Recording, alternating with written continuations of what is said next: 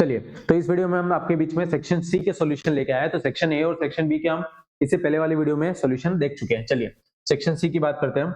तो section C का पहला क्वेश्चन है अपने पास, शो डेट द फंक्शन। एक फलन दे रखा हमें f, मैपिंग कर रखी है r से r तक, और fx गिवन है हमारे पास 2x + 5। और प्रूव करना है कि ये कैसा हो, इंजेक्टिव या फिर एकेकिव। इन शॉर्ट बोलूं तो हमें प्रूव करना है कि ये कैसा फंक्शन होना चाहिए, 1 1 फंक्शन। और 1 1 फंक्शन हमें पता है कि हर इनपुट पे एक ही आउटपुट होना चाहिए। चलिए, तो उसके लिए कुछ नहीं करना, हम मान लेते हैं कि x1 और x2 दोनों कोई पॉइंट्स है इसके अंदर। तो हमको क्या करना है, x1 बराबर f of x2 प्रूव करना है फॉर इंजेक्टिव। तो चलिए, सबसे पहले fx बराबर 2x + 5 दे रखा है, तो सबसे पहले x1 डाल देते हैं। तो f of x1 हो जाएगा हमारे पास 2x1 + 5, और f of x2 हो जाएगा हमारे पास 2x2 + 5। और इन दोनों को हमको क्या करना है, इक्वल। तो 2x1 + 5 = 2x2 + 5। तो 5 से 5 यहाँ कट जाएगा और 2x1 बराबर आ जाएगा 2x2। 2 से 2 कैंसिल आउट हो जाएगा, तो x1 बराबर क्या आ गया, x2। और अगर ये कंडीशन आ जाती है तो हमारा फंक्शन क्या है, इंजेक्टिव। चलिए, हम ये प्रूव कर चुके हैं कि ये फंक्शन कैसा है, हमारा इंजेक्टिव। अब नेक्स्ट क्वेश्चन है हमारे पास, ये हो गया 15। नेक्स्ट है हमारा क्वेश्चन नंबर 16। अब 16 में हमें दो मैट्रिक्स दे रखी है, a और b, और हमें b का मल्टीप्लाई a के साथ करना है। तो पहले हमको b को रखना है, फिर हमको a को रखना है। चलिए, सबसे पहले b की बात करता हूं। तो b है 1 3 और a है हमारे पास 1 3 2 एंड 4। चलिए, इसका ऑर्डर देख लेते हैं। इसका ऑर्डर है 2 क्रॉस 2 और इसका भी है 2 क्रॉस 2। तो फाइनल जो मैट्रिक्स बनेगी उसका ऑर्डर भी क्या होगा, 2 क्रॉस 2। तो ये है हमारी फर्स्ट रो फर्स्ट कॉलम। तो ये हमारा फर्स्ट रो फर्स्ट कॉलम, -2 × 1 + 1 × 2। चलिए, सेम -2 × 3 + 4। नेक्स्ट बढ़ते हैं हम। तो 3 + 5 × 2 10। नेक्स्ट तो 3 × 3 9 + 5 × 4 20। तो ये हो जाएगा हमारे पास -2 और +2 हो जाएगा हमारे पास 0। -2 × 3 -6, -6 + 4 ये हो जाएगा -2। 3 + 10 13 और 9 + 20 29।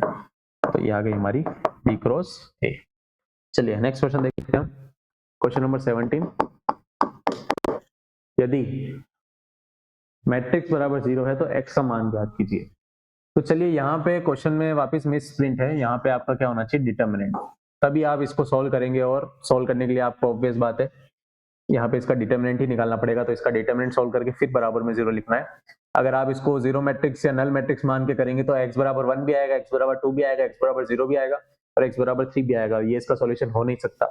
तो ऑब्वियस बात है कि ये क्या होनी चाहिए, डिटरमिनेंट। चलिए, तो ये डिटरमिनेंट दे रखी है x - 1, x - 2, x और x - 3 बराबर 0। तो इसका क्रॉस यहाँ से मल्टीप्लाई, तो x - 1 × x - 3, बीच में लगाएंगे माइनस x और x - 2 बराबर में क्या है, 0। तो यहाँ से x में एक इक्वेशन बनेगी और हमारी x की वैल्यू आ जाएगी। चलिए, तो x का मल्टीप्लाई सबसे पहले इससे किया तो x² माइनस का 3x, -1 का क्या, तो माइनस का x, -1 और -3 हो जाएगा प्लस का 3, बीच में माइनस। अब x का मल्टीप्लाई किया तो x² और माइनस का 2x बराबर में 0। इसको सॉल्व कर लेते तो x² -3x और माइनस x हो जाएगा हमारे पास माइनस का 4x प्लस का 3, माइनस गया तो -x², ये माइनस प्लस 2x बराबर 0। ये प्लस का x² और ये माइनस का x² कैंसिल आउट हो जाएंगे। माइनस का 4 और प्लस का 2 ये हो जाएंगे माइनस का 2x प्लस 3 = में 0। चलिए, तो -2x बराबर हो जाएगा माइनस का 3, तो x बराबर आ जाएगा हमारे पास 3/। ये क्या हो गया हमारा आंसर। तो चेक कर लेंगे हम। 3 - 2, चलिए x को अगर हम 3/2 रखेंगे, चेक कर लेते हैं। चलिए, ये आंसर सही है नहीं, तो x की जगह 3/2 -1 और वापस 3/2 3/2 -2 और 3/2 -3। हमारे पास आंसर वापस 0 आना चाहिए। तो इसको सोल्व करेंगे तो 3 - 2 हो जाएगा 1/2। इसको सोल्व करेंगे तो ये आ जाएगा माइनस का 1/2। इसको सोल्व करेंगे तो 3/2 ही है, और इसको सोल्व करेंगे तो 6 6 - 6 -3/2। चलिए, तो इसको सोल्व कर लेते तो -3/2 × 1/2, फिर माइनस का 1/2 × 3/2। तो ये हो जाएगा माइनस का 3/4, ये माइनस माइनस प्लस, ये प्लस का 3/4, तो उसमें क्या आ रहा है 0। तो ये आंसर क्या है हमारा सही। चलिए नेक्स्ट क्वेश्चन है हमारे पास 18, प्रूव करना है हमें। To prove 2 sin inverse x, 2 sin inverse 3/5 equals to tan inverse 24/7। तो इसके करने के दो तरीके हो सकते हैं कि हम 2 sin inverse x का फॉर्मूला लगा दें पहले sin inverse x के फॉर्म में, फिर sin inverse x को tan के फॉर्म में निकालें। इससे अच्छा हम इसको ही थीटा मान लेते हैं, लेट इसको थीटा मान लेते हैं हम, let sin inverse 3/5 equals to theta. तो sin थीटा बराबर हो जाएगा हमारे पास 3/5। तो हमें प्रूव जो करना है वो tan थीटा में करना है। तो sin थीटा से हम tan थीटा निकाल सकते हैं, क्योंकि हमें पता है कि sin थीटा बराबर होता है हमारे पास p/h परपेंडिकुलर अपॉन हाइपोटेनस, और tan थीटा हमारे पास होता है परपेंडिकुलर अपॉन बेस। चलिए तो बेस निकालना रहा, तो पाइथागोरस लगा देते हैं कि हाइपोटेनस का स्क्वायर बराबर होता है परपेंडिकुलर का स्क्वायर प्लस बेस का स्क्वायर। तो h पता है हमें 5 का स्क्वायर, परपेंडिकुलर पता है 3 का स्क्वायर प्लस बेस का स्क्वायर। 5 का स्क्वायर 25, 3 का स्क्वायर 9, और 9 इधर आ जाएगा तो माइनस का 9 equals to b square, 25 minus हो जाएगा 16, तो b बराबर आ जाएगा हमारे पास 4। चलिए तो b बराबर 4 आ जाएगा, तो tan थीटा हो जाएगा हमारे पास 3/4। चलिए अब हमें 2 प्रूव करना है। तो sin इनवर्स x को तो मैं ऐसा लिख सकता हूँ tan थीटा के फॉर्म में, तो ये थीटा बराबर हो जाएगा हमारे पास tan इनवर्स 3/4। चलिए तो यहाँ पे हम एक ट्रिक लगाएंगे कि यहाँ इस 2 को हटाना है, तो हम सीधा tan 2 थीटा का फॉर्मूला यूज करेंगे। हम किसका फॉर्मूला यूज करेंगे? tan 2 थीटा का जो फॉर्मूला होता है हमारे पास 2 tan थीटा अपॉन में 1 माइनस tan स्क्वायर थीटा। क्योंकि हमें tan थीटा की वैल्यू पता है तो मैं इसके अंदर पुट कर दूंगा, और tan उधर चला जाएगा तो 2 थीटा बराबर हो जाएगा tan inverse 2 tan theta 1 minus tan square theta. और थीटा की जगह मैं क्या लिख सकता हूं? tan इनवर्स 3/4, और tan इनवर्स 3/4 कहां से निकाला था मैंने? एक थीटा बराबर sin इनवर्स ये है और एक थीटा बराबर ये है, तो ऑब्वियस बात है ये इसके बराबर होगा, तो tan इनवर्स को मैं ये भी लिख सकता हूं। चलिए तो यहां से हमें थीटा को मैं वापस लिख सकता हूं ये 2 sin इनवर्स 3/5, और मुझे बस इसको सॉल्व करना है क्योंकि ये आ चुका है, बस इसके अंदर tan थीटा की वैल्यू लिखनी है। तो tan इनवर्स 2, अब tan थीटा कितना है मेरे पास? tan थीटा मैं निकाल चुका हूं यहाँ पे 3/4, तो 2 इंटू 3/4 अपॉन में 1 माइनस 3/4 का होल स्क्वायर। तो ये हो जाएगा हमारे पास 2 sin inverse 3/5 equals to tan inverse 4 से 2 कट जाएगा तो ये हो जाएगा 3/2, 1 माइनस 3/4 का होल स्क्वायर, तो 1 माइनस 3 का स्क्वायर हो गया 9 और 4 का हो गया 16। तो यहां से अगर इसको मैं सॉल्व करूं तो ये हो जाएगा 2 sin इनवर्स 2 tan इनवर्स 3/2, 9/16, तो एलसीएम आ जाएगा 16, तो 16 माइनस 9 अपॉन में 16। चलिए तो इसको सॉल्व कर लेंगे। 2 sin इनवर्स 3/5 tan इनवर्स 16 सबसे ऊपर चला जाएगा तो ये 3/2 इंटू में 16, और 16 माइनस 9 हो जाएगा हमारे पास 6 किया तो 10, और 10 में जाएगा 7, ये आ जाएगा tan इनवर्स 7 इंटू 2 तो 14, और ये हो जाएगा 24। चलिए तो हमारे पास ये आ चुका है 10 इनवर्स 24/7 निकालना है ना, तो हमने कैलकुलेशन मिस्टेक। चलिए तो 16 इंटू 3 हमारे पास कितना हो जाएगा? 16 6 इज 18, ये 48 हो जाएगा, तो ये 2 से कट जाएगा तो ये हो जाएगा tan इनवर्स 24/7। चलिए हैंड्स प्रूफ। तो हमने कुछ नहीं किया, यहाँ पे सीधा प्रॉपर्टी लगाई है कि sin थीटा अगर मैं इसको थीटा मान लूं तो sin थीटा बराबर ये होता है, तो tan थीटा ही आ जाएगा। मैंने tan थीटा के फॉर्म में इससे निकाला क्योंकि हमारा फाइनल आंसर तो जो प्रूव करना है वो tan के अंदर है। अब यहाँ पे ये 2 दिक्कत दे रहा था, तो मैंने ट्रिक लगा दी कि यहाँ पे अगर मैं tan 2 थीटा का फॉर्मूला लगा दूं तो वो क्या होता है 2 tan थीटा अपॉन में 1 माइनस tan स्क्वायर थीटा, तो 2 थीटा tan उधर चला जाएगा, tan इनवर्स के फॉर्म में तो आ चुका है, अब हमें यहाँ पे वैल्यू लिखनी है। अब एक थीटा बराबर तो हमने ये माना था और दूसरा हमने थीटा बराबर ये निकल जाए, तो ये बराबर अगर ये है तो साइन इनवर्स को मैं टेन इनवर्स के फॉर्म में लिख सकता हूँ, तो यहाँ पे टेन इनवर्स को मैंने साइन इनवर्स के फॉर्म में वापस लिख दिया। तो ये तो हमारा आ गया LHS और RHS हमने वैल्यू पुट करके सोल्व कर लिया। चलिए नेक्स्ट क्वेश्चन देखते हैं हम, क्वेश्चन नंबर 19। इस फंक्शन को हमको सिंपलेस्ट फॉर्म में लिखना है, तो क्वेश्चन नंबर 19 क्वेश्चन है हमारे पास tan inverse root 1 plus X square minus 1 form में x। चलिए तो रूट के अंदर 1 प्लस एक्स स्क्वायर है, अगर 1 माइनस एक्स स्क्वायर होता तो हम x को या तो साइन पुट कर सकते थे या cos पुट कर सकते थे। तो 1 प्लस टेन स्क्वायर में हमारे पास दो ही ऑप्शन बचते, या तो हम 10 करें या हम cot पुट करें। तो हम एक बार 10 पुट करके देख लेते हैं। Let x equals to tan theta. चलिए तो tan inverse 1 plus tan square theta minus 1 और अपॉन में tan थीटा, ये हो जाएगा tan inverse 1 plus tan square होता है सेक स्क्वायर थीटा और ऊपर क्या है रूट। अब सेक स्क्वायर के ऊपर रूट है तो क्या हो जाएगा sec theta, tan inverse sec theta minus 1 upon में tan थीटा। चलिए अब सेक थीटा को मैं लिख सकता हूँ 1 बाय cos, ये हो जाएगा 1 by cos theta minus 1 upon में tan थीटा को मैं लिख सकता हूँ sin थीटा अपॉन cos थीटा। तो ये हो जाएगा tan इनवर्स एलसीएम आ जाएगा cos theta 1 minus cos theta upon में sin of theta upon cos theta. cos से cos कट जाएगा तो ये बचा tan inverse 1 minus cos theta upon में sin थीटा।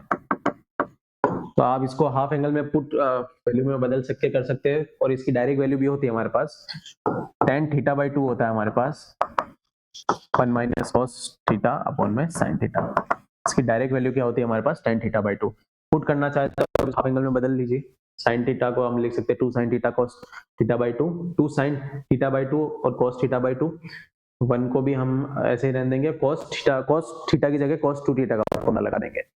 तो ये अपना बन जाएगा sin square theta by 2 upon में cos स्क्वायर थीटा बाई 2। तो वहां से हमारे पास क्या आ जाएगा tan theta by 2। Capital direct identity याद रखिए, तो ये हो जाएगा tan inverse tan theta by 2। अब x नॉट इक्वल टू 0 है। चलिए तो tan इनवर्स से tan थीटा तो बचेगा थीटा को वापस रिप्लेस कर देंगे, तो x बराबर tan थीटा माना था तो थीटा बराबर क्या आ जाएगा tan इनवर्स x। तो आंसर आ जाएगा tan इनवर्स x। ये इसकी क्या होगी सिंपलेस्ट फॉर्म। चलिए अब नेक्स्ट क्वेश्चन की तरफ बढ़ते हैं। क्वेश्चन नंबर 20 log x का क्या करना है डिफरेंशिएशन। तो क्वेश्चन नंबर 20 log x, तो ब्रैकेट को भूलिए, सबसे पहले log का देखते हैं। तो लेट y बराबर log x, तो इसका डिफरेंशिएशन करते हैं तो dy बाई dx बराबर log x। अगर यहाँ पे सिर्फ x होता तो उसका क्या होता 1 बाई x, पर x की जगह क्या log x, तो 1 बाई log x। अब ये कैसा फंक्शन है, कंपोजिट फंक्शन है, मतलब मिश्रित फलन है, फंक्शन के अंदर फंक्शन है। तो पहले बाहर वाला फंक्शन का क्या, फिर अंदर वाले फंक्शन, अंदर वाला फंक्शन क्या log x, तो log x का वापस क्या हो जाएगा 1 बाई x। तो आंसर क्या आ गया 1 बाई x log x। चलिए नेक्स्ट क्वेश्चन देखते हैं। Find the interval in which the function f is increasing. चलिए क्वेश्चन नंबर 21 fx दे रखा है हमारे पास x square plus 2x plus 5।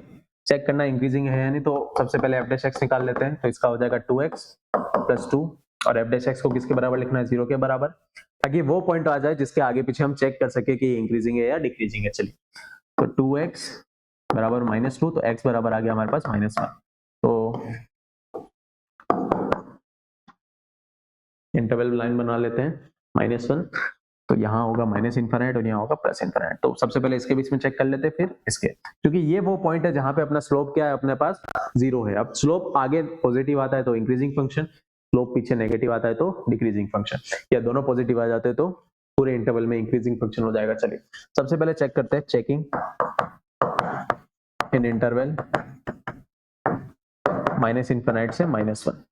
चलिए तो कोई भी वैल्यू ले लो, चलो -2 ही ले लो, -2 ले ली, तो -2 रखेंगे f डैश x में, तो ये आ जाएगी 2 इंटू -1 -2 प्लस 2 -4 प्लस 2, ये हो जाएगी -2, मतलब नेगेटिव वैल्यू आ रही है। तो इस इंटरवल में तो ये क्या है, डिक्रीजिंग। आगे चेक कर ले तो 1 रख लेते हैं पॉजिटिव, f डैश 1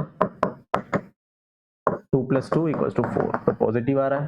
तो जहां dy by dx पॉजिटिव आता है मतलब इंक्रीजिंग फंक्शन, तो it is increasing in the interval -1 से लेकर +∞। -1 इंक्लूड नहीं होगा, इसलिए मैंने क्या लगाया, ओपन ब्रैकेट, क्योंकि यहाँ पे तो वैल्यू क्या आ रही है अपनी 0। तो इस इंटरवल में ये क्या है अपना इंक्रीजिंग फंक्शन, और यही प्रूव करना था, इस इंटरवल में इंक्रीजिंग है। चलिए अब question number 23, find the value of, सबसे पहले 22, find the area of reason bounded by the ellipse x² by 16 + y² by 9 = 1।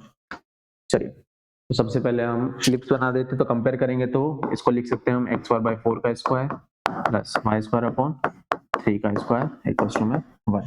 चलिए तो ये क्वेश्चन तो आपका सीधा एनसीईआरटी से डायरेक्ट कॉपी पेस्ट होके आ गया है। तो इलिप्स बना देते हैं हम। तो x में 4 है, मतलब 4 में ज्यादा एक्सपांड है और y में 3 है, तो ये हमारा इलिप्स बन गया। x में ज्यादा एक्सपांड है, तो ये पॉइंट हो गया हमारा 4,0, फिर ये पॉइंट हो गया हमारा 0,3। चलिए अब पूरे का क्या निकालना है, एरिया। ठीक है, तो मैं देखूं तो इलिप्स है, उसके 4 क्वाड्रेंट होते हैं, तो मैं अगर एक क्वाड्रेंट का निकाल दूं तो सारे क्वाड्रेंट क्या है, सेम टू सेम। अगर ये 4,0 है तो ये -4,0 होगा, तो है तो सब मिरर इमेज ही है। तो मैं इसका एरिया निकाल देता हूं, टोटल के लिए क्या कर दूंगा, इसका 4 टाइम्स कर दूंगा। चलिए सबसे पहले हम एक स्ट्रिप मानेंगे, तो जिस एक्सिस पे स्ट्रिप मान रहे हैं तो उसी को हम dx ले लेंगे। अगर x एक्सिस पे ले रहे हैं, जहां पे छोटा एलिमेंट बन रहा है उस एक्सिस को dx ले लेंगे। अगर यहां लेते ऐसे हम हॉरिजॉन्टल में, तो y पे छोटा स्ट्रिप बन रहा था तो dy लेते, तो यहाँ dx हो गया। अब ये स्ट्रिप इसके तो पैरेलल ही है, तो ये y है, तो ये भी क्या हो जाएगा y।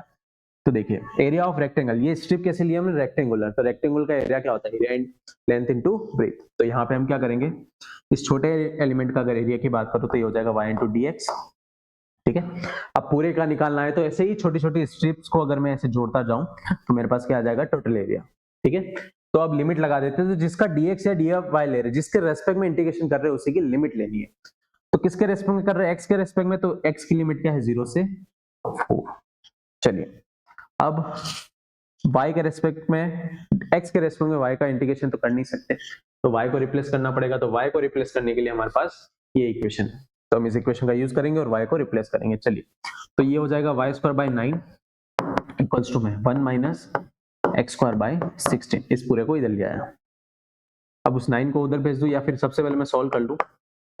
16 एलसीएम आ गया, तो 16 - x², तो y² बराबर हो जाएगा 9/16, 16 - x²। तो y बराबर क्या हो जाएगा, √ 9/16, 16 - x²। तो 9 का रूट हो जाएगा 3 और 16 का हो जाएगा 4 और अंदर बचेगा 16 - x²। ये हो गया y। तो y को रिप्लेस कर देंगे, तो लिमिट का ऐसे कहा था कि 0 से 4, 3/4 रूट 16 - x² dx। चलिए तो 3/4 तो कांस्टेंट है, बाहर आ जाएगा, 0 से 4 और 16 - x² dx।